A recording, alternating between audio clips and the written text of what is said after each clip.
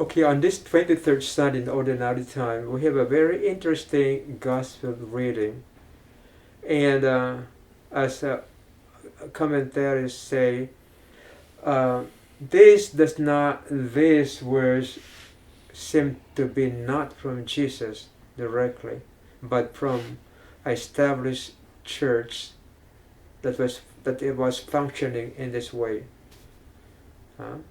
Because for example, this quotation that we have, how is it that when two or three are together praying to Jesus, Jesus is there?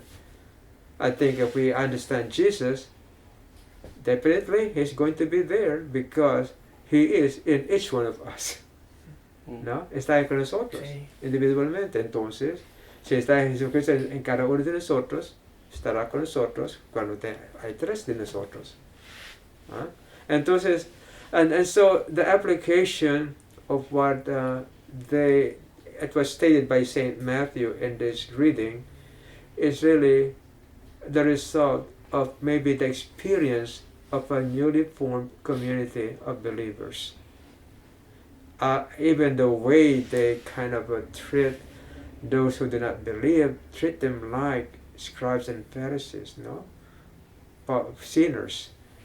But according to Jesus, they still have, there's hope for them. So Jesus did not give up on anybody and anyone. And so maybe we should understand these sayings in the gospel today in the light of the teachings of Jesus. And maybe we should ask ourselves, what is really the meaning? What is really the teaching of Jesus behind these words in the gospel today? Because if we accept them as they are, then we are just following what we need to do as human beings. We have to control, we have to kind of condemn people, but not. And as they ask, some commentators of the Bible, this seems not to be from Jesus, but from established church who have established the rules or ways and means to settle disputes or questions. Yeah. And if you can see, it seems to be that there is no love.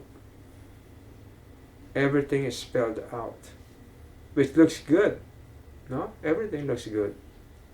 But where is love? Where is the confidence and trust in Jesus? It seems to be absent. So maybe as we read this, we have to think about the real teachings of Jesus. It's about love. For example, what is the real meaning of to forgive?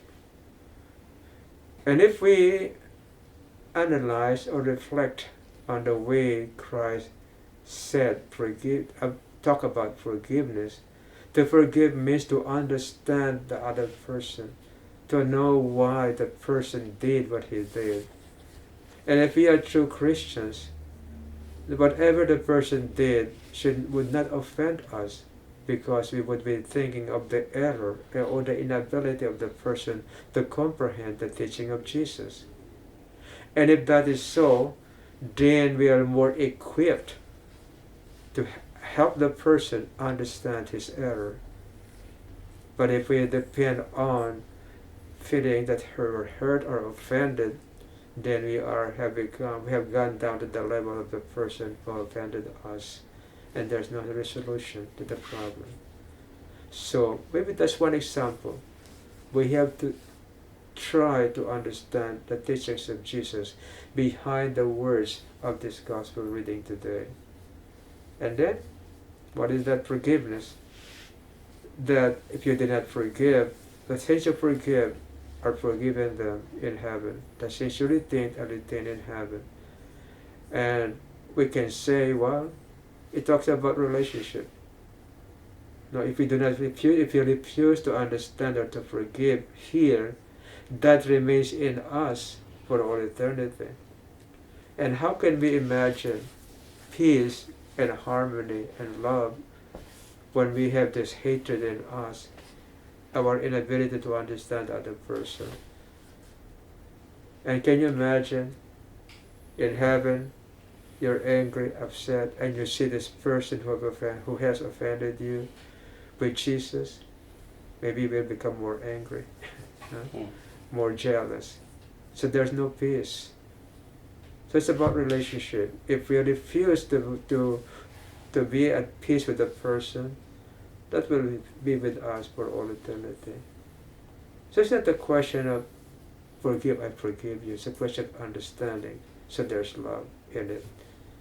The grace of God working in us, and the grace of God working in the person who now is going to understand why he or she committed the mistake. And the idea that if we are three together, Christ is there, is really kind of superfluous, because what is assumed is Christ is in each one of us.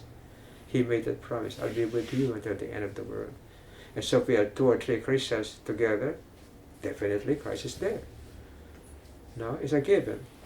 So again, maybe we should really try to understand these readings and in the light of the teachings of Jesus.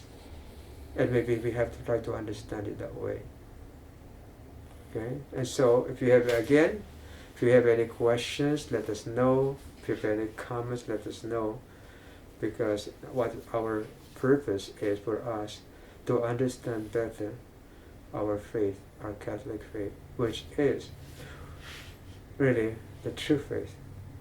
We have everything, and we have to treasure that. Or we cannot if we do not understand them, their teachings. Thank you.